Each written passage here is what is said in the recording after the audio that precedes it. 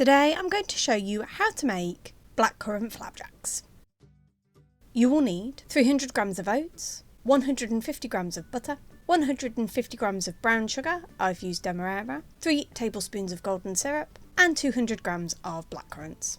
You can either use fresh or frozen.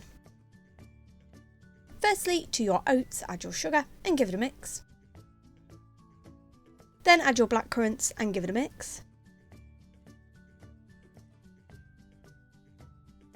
And then you want to melt your butter. I just melted mine in the microwave. Add this to your dry ingredients as well as the golden syrup. And then just give it all a really good mix through until all of the oats are coated.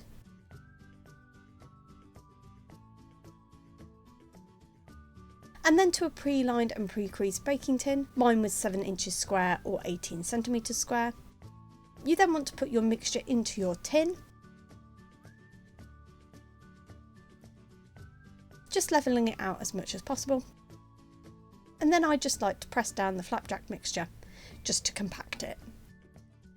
And then pop this in a preheated oven at gas mark 5, 190 degrees centigrade or 170 fan assisted for 30 to 35 minutes.